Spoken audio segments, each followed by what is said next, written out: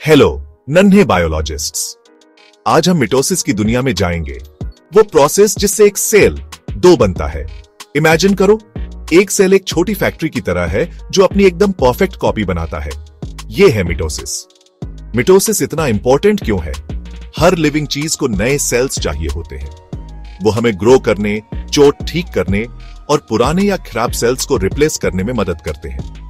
Mitosis ये पक्का करता है कि हर नए सेल को इंस्ट्रक्शंस का पूरा सेट मिले डीएनए के रूप में, ताकि वो सही से काम कर सके।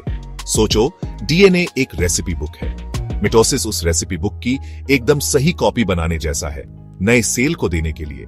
इस तरह दोनों सेल्स के पास वो सारी जानकारी होती है जो उन्हें ओरिजिनल सेल की तरह काम करने के लिए चाहिए।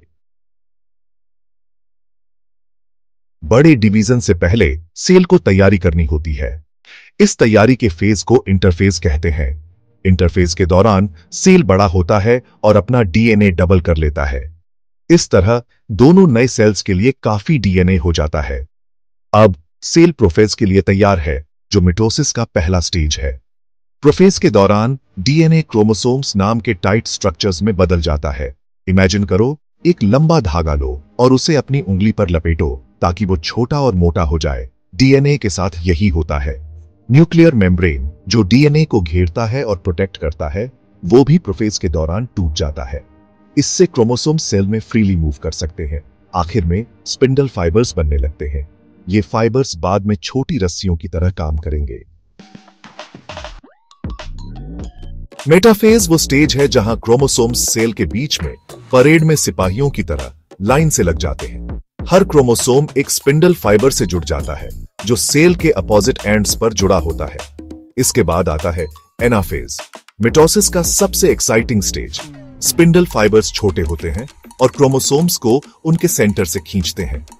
हर क्रोमोसोम दो आइडेंटिकल हाफ्स में बंट जाता है, जिन्हें सिस्टर क्रोमैटिड्स कहते हैं। सिस्टर क्रोमैटिड्स स्पिंडल फाइबर्स के साथ सेल के अपोजिट एंड्स की तरफ जाते हैं।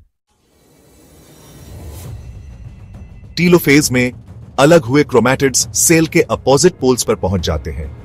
वो खुलने लगते हैं और कम कंडेंस्ड हो जाते हैं, जैसे कसकर लिपटे धागे को खोलना।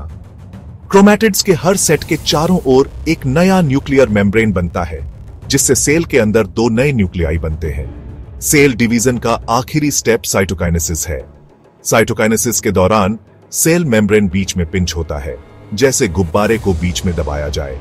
आखिरकार सेल मेम्ब्रेन पूरी तरह से डिवाइड हो जाता है, जिससे दो अलग डॉटर सेल्स बनते हैं।